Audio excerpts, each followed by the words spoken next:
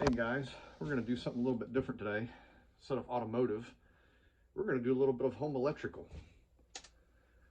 And so when I renovated this house about 5 years ago, when I bought it, I put a 9.2 kilowatt solar system in.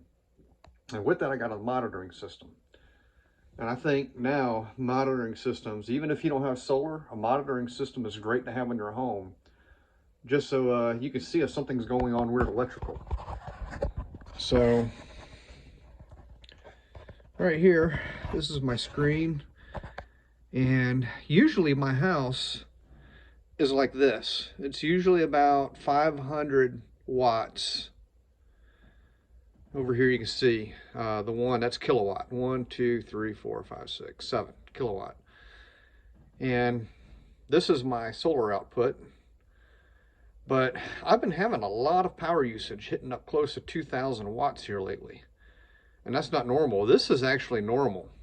And I don't know why it dropped down, but I've come across something interesting. So even if you don't have solar, I recommend this, because if you didn't and you didn't know you were burning extra power, you could just start getting high power bills, and then you wonder why. So this house was built in the 80s. So yes, there's a washer in front of a panel. That's not modern code. And everything is not as labeled as well as it should be. But I started flipping off breakers and watching my usage. Because over here to the right here, this is my actual usage at the moment. So right now I'm generating more power than I'm using, but I'm at 2.3 kilowatt usage right now. And that's really, really high. So if I go over, I've got the first thing I checked was my well pump, in case I had a bad ground or something went on, which that all got done 5 years ago. The water heater, all that got done 5 years ago. I did get to thinking that maybe the contact switch for the pressure on my well pump might have grounded, because that I did not change.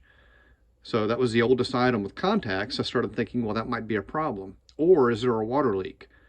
I actually came home from work after only 2 hours of my shift, because if I had a water leak under the house, that could be catastrophic. So you need to catch that as soon as possible. I mean, this is my house. It's where I live. It's kind of important to me, other than the expense. So then I've got some various my HVAC units. Now up here I've got a 100 amp service going out to my garage. And I'm still at over 2 kW. We'll show what happens when I flip this off. You'll hear it. I just flipped that 100 amp off, and my power usage just went down to nothing. There I am, 0.24 kW of usage. I'll flip it back on. There we go. There's somewhere out in my garage sub panel, I've got an issue. So I'll show you what we have in the garage. And here we are out in the garage. I got the laptop up on a cabinet. Couldn't do the low Wi-Fi signal, but so I came out here.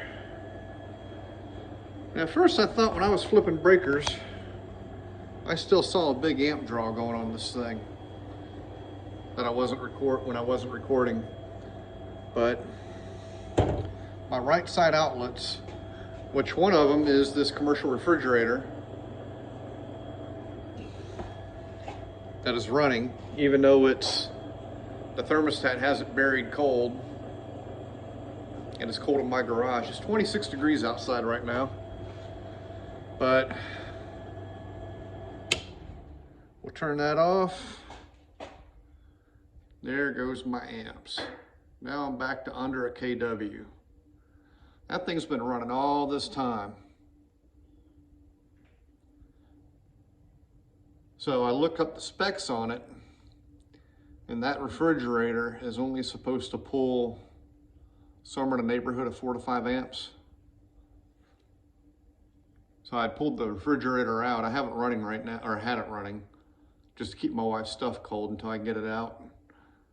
But the compressor's drawing too much power. but you can narrow it down to where your power usage is with this tool. And this is stuff that any homeowner could have done. I didn't, you know, this doesn't involve pulling panel covers off. So it's making the refrigerator's making a bit of noise too. Luckily there isn't too much in it. See, now I'm back up to almost 3 kW. That's a lot. Anyways, I hope this can help somebody.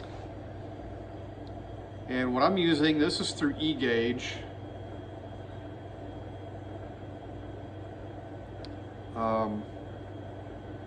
And all it is, you don't have to take any wiring loose. And your main panel, you will need to go take the panel cover off and snap a couple of the amp meters around each leg. Then it goes to a unit, and in my case it's Ethernet cabled to my router, to my Wi-Fi router. So I can look at this online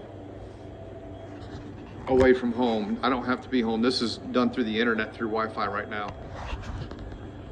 So anyways, if you like the channel, subscribe, and I hope you're enjoying it or get some use out of it. This isn't always something enjoyable when you start worrying why your house is drawing power. But anyways, that's all it was.